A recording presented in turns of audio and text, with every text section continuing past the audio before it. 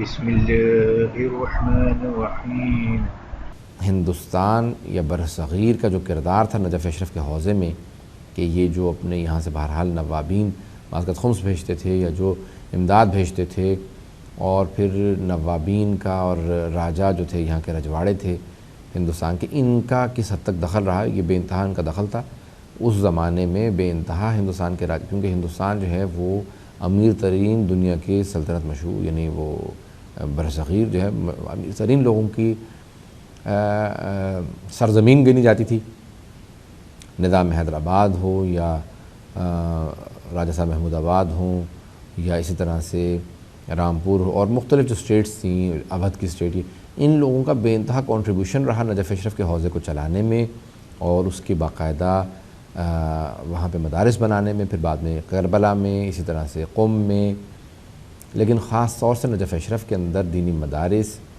اور اس کی تعمیرات اور اس کی آگے پیش رفت کے اندر، اور پھر خود ہندوستان کی ایک تاریخ ہے کہ جہاں لکھنؤ کے اندر ایک بڑے بڑے بزرگ علماء نے آ کے حوزے کی بنیاد رکھی اور وہاں کے نوابین نے ان کو سپورٹ کیا، جیسے مولانا مرحوم سید دلدار حسین غفران مآب نے ایک بنیاد رکھی لکھنؤ کے اندر، انہوں نے سب سے پہلے جمعہ پڑھایا وہاں پہ، اور یہ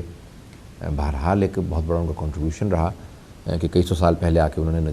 لکھنؤ کے اندر ایک حوزے کی بنیاد رکھی اور ایک علمی ایک سلسلہ شروع ہوا، اور پھر وہاں مختلف خاندان آ کے بسنے لگے اور ان کا بے انتہا کنٹریبیوشن رہا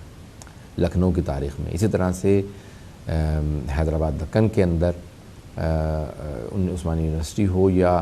یونیورسٹی کی حد تک ہو، اس کے اندر بے انتہا کنٹریبیوشن رہا، اور پھر مختلف جگہوں پہ جیسے علی گڑھ وغیرہ مختلف جگہوں پہ مختلف کنٹریبیوشنز ہوتے رہے۔ تو یہ وہی دور تھا 20ویں صدی کا۔ 19ویں صدی باقاعدہ ایک یعنی بہت ہی قیمتی اور بہت ہی زرخیز صدی رہی علم کے حوالے سے 19ویں صدی، اور پھر 20ویں صدی بھی عروج تھا علم کا، ایک تحولات کا، تبدیلیوں کا، سیاسی، علمی، سائنسی، ہر چیز کی جو معراج گزری ہے وہ 20ویں صدی گزری ہے۔ ابھی تک 21ویں صدی جو ہے وہ کچھ نہیں دکھا سکی جو 20ویں صدی دکھا گئی ہے ہمیں۔ تو 20ویں صدی عیسوی کے اندر بہت نئی نئی چیزیں ہوئیں جس کی وجہ سے ایک بہت بڑا تحول و تبدیلی کہ پورے عالم اسلام میں آئی، تشیع میں آئی، پوری دنیا کے اندر ایک سیاسی، مذہبی، اجتماعی، ہر فیلڈ کے اندر، صرف علمی نہیں بلکہ ہر فیلڈ میں، ہر میدان میں جو انسان نے ترقی کی 20ویں صدی ہجری کے 20ویں صدی عیسوی میں، وہ اپنی مثال آپ ہے۔ اور اس دوران شیعہ حوزے نے، شیعہ مکتب نے بھی الحمدللہ ایران و عراق، لبنان، بحرین، حجاز، یمن، ناردرن افریقہ، شام سے، ہندوستان برصغیر سے نکل کے باہر باقاعدہ اپنی جڑوں کو پھیلایا اور مکتب اہل بیت باقاعدہ ایک سراج کرنے لگا، اور اس کے اندر سونے پہ سہاگا ہوا یہ اسلامی انقلاب کے بعد کہ پوری دنیا کے اندر ایک پوری شیعہ متعارف ہوئے، اور پھر اہل بیت علیہ السلام کے ماننے والے ہر جگہ پھیلے، اور وہاں سے باقاعدہ ان کا ایک بڑا مضبوط تعارف ہوا اور ان کی دوبارہ جڑیں مضبوط ہوئیں اور بڑے فخر سے کہنے لگے کہ ہاں ہم اہل بیت کے ماننے والے ہیں۔ اور اس سے پہلے جو ہیں وہ تقیہ کے دور میں تھے، اور وہاں پہ باقاعدہ کھل کے اپنے مکتب کی یعنی نمائندگی کرنا تو دور کی بات، وہ اعلان کرنا بھی مشکل تھا، ایک دور ایسا بھی تھا۔ اس کے بعد پھر 20ویں صدی ہجری کے اندر بہت کھل کے شیعہ اسٹیبلش ہونے لگے، اور ہر جگہ پہ باقاعدہ ان کی جڑیں مضبوط ہوئیں،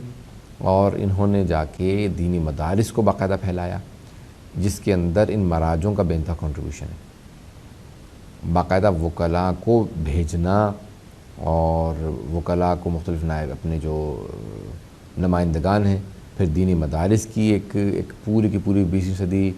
عیسوی کے اندر 100 سال 150 سال سے ہے کہ اگر آپ جا کے دیکھیں مدارس کے پوری کی پوری سلسلہ شروع ہوا، مختلف مدارس بنائے جانے لگے، لائبریریاں تعمیر ہوئیں مختلف ممالک کے اندر۔ تو اس میں ان مراجوں کا بے انتہا کنٹریبیوشن ہے۔ ان مراجوں نے پھر باقاعدہ مختلف علماء کو ڈپیوٹ کیا اور باقاعدہ ان کو بھیجا گیا، اور اسی کی طرز عمل پہ باقاعدہ لکھنؤ کے حوزے نے اسی دوران بڑے بڑے علماء یہاں پہ موجود تھے، سید ناصر حسین موسوی اور یعنی خاندان اجتہاد، خاندان بقات اور خاندان نجم الملت، بڑے بڑے خاندان یہاں موجود تھے لکھنؤ کے اندر۔ ان سب نے اپنے کنٹریبیوشنز کیے اور مختلف علماء طلباء کو تربیت کیا. ظاہراً نواب رامپور یا راجہ صاحب محمود آباد نے کی جو پھر کنٹریبیوشنز کی مختلف مدارس کو سپورٹ کرنا شروع کیا, اور پھر یہاں تک کہ لکھنؤ کے اندر ایک بہت بڑا مدرسہ بنا اب سے 100 سال پہلے, 190 سال پہلے, اور اس یعنی اس کو مدرسۃ الواعظین کے نام سے,